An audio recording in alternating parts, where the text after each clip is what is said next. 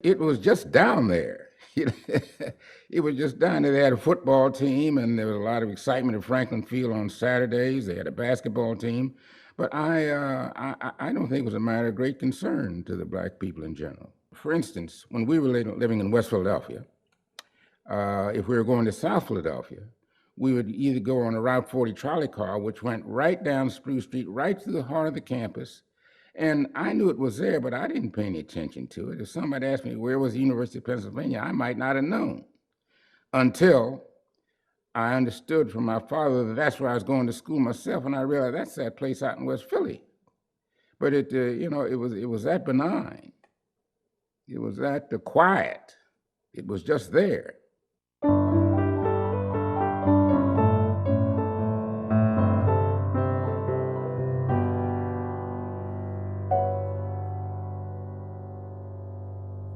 The university moved just there, west of the Schuylkill, in 1872.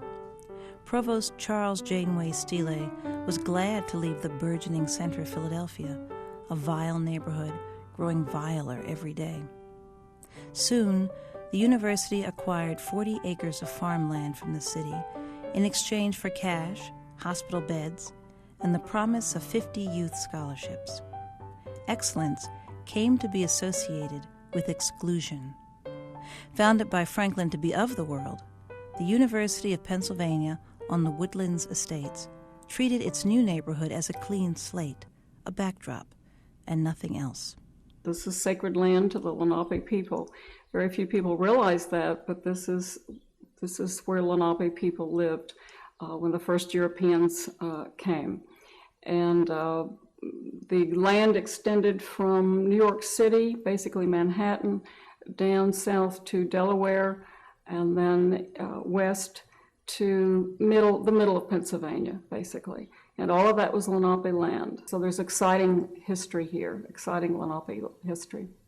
Penn also is located in one of the great cities of the country, and yet it has a campus. A distinct campus. It is set off in a way from the surrounding neighborhoods, not with no barriers. This is an issue, actually, but it has a campus, yet it is in a big city, so you can have a sense of community at Penn. At the turn of the last century, Provost William Pepper Jr., who helped found the Free Library of Philadelphia, also oversaw the university's expansion.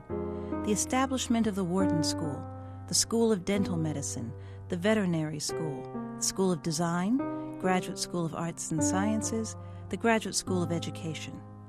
These brought in new students from outside the traditional core of elites.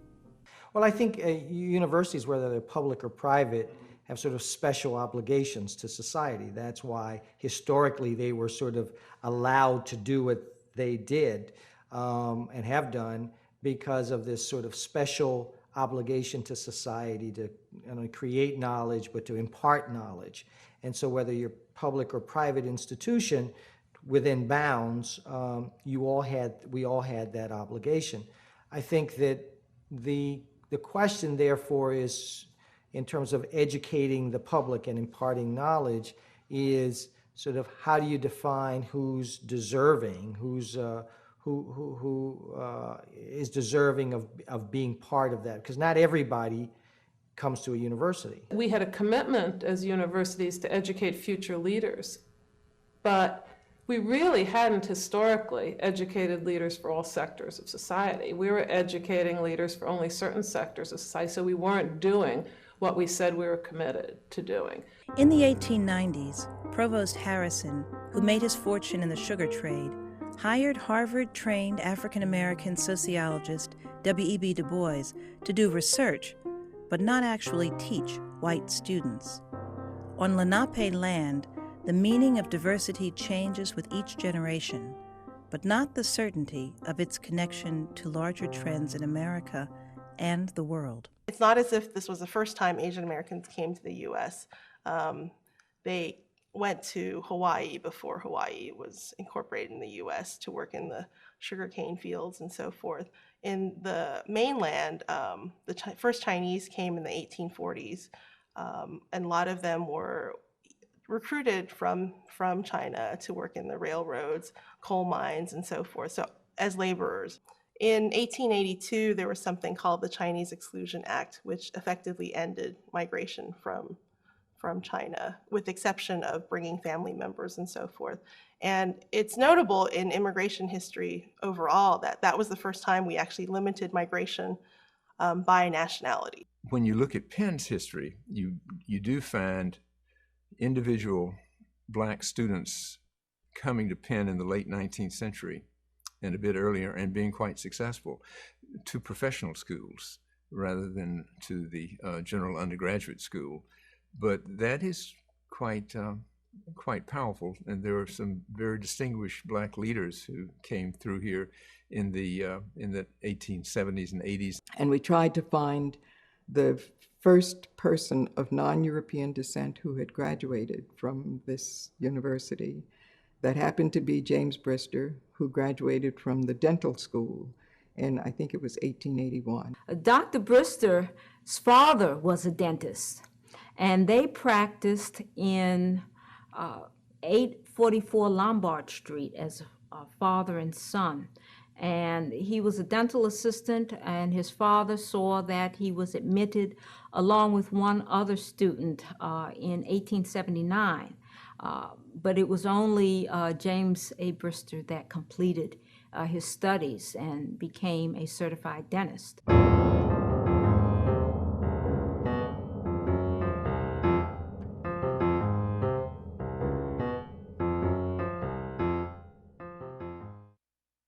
Nathan Francis Moselle is quite an interesting story in University of Pennsylvania history. He actually walked into the dean's office at Logan Hall, Dean James Tyson, and asked to be admitted into the medical school. He went to his first day of classes at Logan Hall, and when they realized that he was a colored student, there was a low rumble that began. And it was a rumble that said, "Put the nigger out." And with that chant, he had to leave the classroom because it was a disruption about to take place. So the administration came up with a solution, and that was for Nathan to sit behind a screen while taking his lessons. And he refused to do so.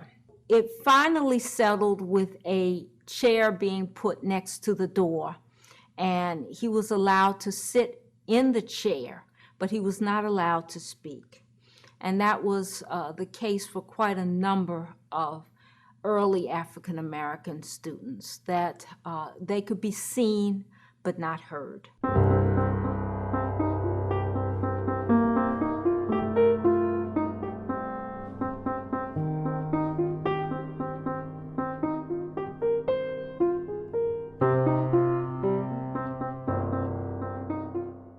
International students were accepted to Penn as early as 1910. Students from Venezuela, Colombia, Brazil, Argentina were among some of the students that were accepted to Penn.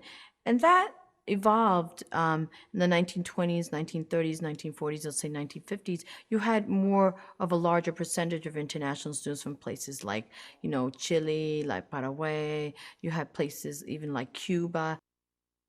In 1939, I feel that the primary concern on most people's minds was the basic things, having enough money to pay the rent, have a roof over one's head, to feed oneself and one's family. In my freshman year, there were 11 male undergraduate black students at the University of Pennsylvania, 4 females.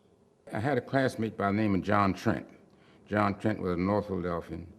I felt he was the most promising student of us all, and he and I had an English course together. And we were both good students.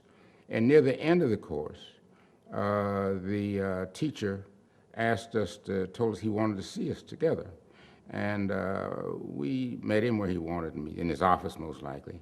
And he said, "You two guys have done very well in the course, and I'm trying to decide which one of you to give the A to." And said, well, what do you mean, which one of us to give the 8 to? He only had 2 black students in the class. So we realized that what he was saying was he had these 2 black students, they were both good, and he was pitting us one against the other. After World War II, African-American Philadelphia moved west over the Schuylkill River, bringing changes in ways we might not expect. More than a few of us who rode the trolley through campus realized that we, too, should, could, must aspire to study behind the stone walls. By the time I went to medical school in September of 1947, there were more blacks on the campus than there had been before. No question about it. No question about it. I don't have a figure for the numbers, but I say that there were probably 20 or 25 black undergraduate students, male, at Penn while I was in medical school. In 1953, the country was just beginning to recognize issues of segregation, the impact of segregation on 10% of the population. I don't think that there was any recognition at that time of the impact of segregation on the majority population. I don't really think there was much attention paid to other minorities in the country. I don't think there was much emphasis on the Hispanic or awareness really of any impact of racial attitudes on Hispanics or on Asians, Asian Americans. You know, we'd gone through a war in which the Japanese were removed from their homes, businesses, put in concentration camps. But that just was not high in the psyche of the country. Early part of the 1900s, the Asian American population was largely Chinese and Japanese population. Later in that century, there were Filipinos because the Philippines were a U.S. colony, so some Filipinos came. A trickle of Asian Indians, but I think very few. And really, it was largely a Chinese and Japanese population until the 1960s. During World War II, we lifted the restriction on Chinese Americans because, again, during the war, the Chinese were our friends and the Japanese were our enemies. As a matter of fact, it was October 1960 that I was employed by the University of Pennsylvania. When I came to Penn in the 60s, it was not open. Students would come in, but there were so many barriers saying, oh, you can't make it, you can't do this, you can't do that. Why are you here? Why are you in my class? They actually said that to students. Students had terrific barriers to follow. Not that all students don't have barriers, but we as African Americans had many more barriers. One of the African American boys in my senior class got admitted to a big college in the Midwest. He was very good. He was a really good student. And when he visited and they found out that he was African American, they told him they had made a mistake. Now, nobody else who got admitted to a college in my high school had ever had that experience, and that wasn't a coincidence. So it was pretty vivid in my mind going to universities that there was a problem in the 1960s with race and diversity, and the problem was that not only wasn't there a commitment to it, there was a huge amount of discrimination going on. So I'm of the generation that struggled for non-discrimination in a context where there was a lot of active discrimination. The impact of Dr. King's death was very important here at the University of Penn. There was a consolidated effort here at the University of Pennsylvania for individuals who wanted to participate to make sure that the admission, retention, and graduation of minority students were successful, and that we started this effort in a strong manner. Not until probably the late middle 60s, late 60s, and through the 70s and 80s did U.S. Latino students really begin to emerge here on Penn's campus. We've had a number of Puerto Rican students and also Chicanos and the whole Islam movement in the 60s, and not probably into the last maybe 20 so years have Latinos, or 25 years have really made a difference coming into elite institutions. I started in the early 1970s when a influx of African American students came to campus in their freshman year. This was a group of 40 or so students who came from West Philadelphia High School to the campus.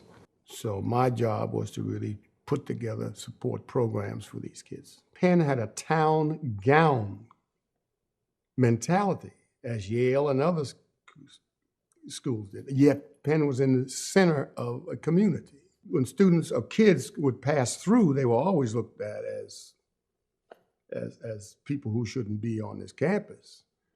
But when you had students who were enrolled on this campus from the community, from the outside community, you had various kinds of reactions. The institution was not prepared for undergraduates in that number. The academic programs, the faculty and all as well were not prepared to have 5 or 6 or 10 African Americans in the classroom. There wasn't a long history of sizable groups of minority students, either in college or in law school. So we really felt the sense that we were clearly beneficiaries of affirmative action, but we also had the sense that there might be folks, because it was expressed in classes and discussions, that we were folks who may have taken the place of so-called more, deserving students. So there was this sense of sort of pressure. I think what sets Penn apart from other schools is the fact that it is an urban campus. And in the 70s, when I was at Penn, there was a great deal of tension around that. There was a separation, so to speak, between the campus and the community. I think that's very different now, but back in the 70s, it was very much the haves versus the have-nots. And, kids who came from suburban situations and rural situations were all of a sudden thrust into this urban campus and really didn't know how to embrace the Philadelphia, West Philadelphia neighborhood and feared it. When I got here in 1981, it was immediately apparent to me that there was not a healthy relationship between the university and its surrounding community. The city wanted to keep the university in the city, and it wanted to increase intellectual activity or the sort of research that would lead to high-tech industries being here. So it condemned a good bit of property to the north of us along Market Street, where the Science Center was built.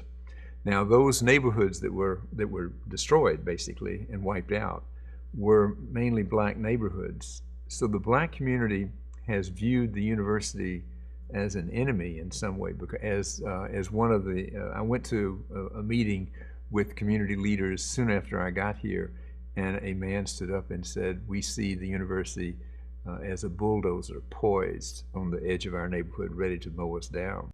Penn had indeed earned the distrust of its neighbors, and the tension outside did not contrast with, but only mirrored, racial tension on campus. As diversity took hold, an old guard in the university remained angry and resistant to change. I lived in Du Bois House my second year at Penn. That was 1981 to 82. And that experience was marred significantly by a series of death threats and bomb threats that were made against black students. So one night, me and my friends had just gotten something to eat, and we were sitting in our living room area in our room, and the bell rang, and it went first periodically, and then it went just ongoing. And I was like the Cowardly Lion in The Wizard of Oz. I grabbed my stuff and ran out of the room. I was so scared.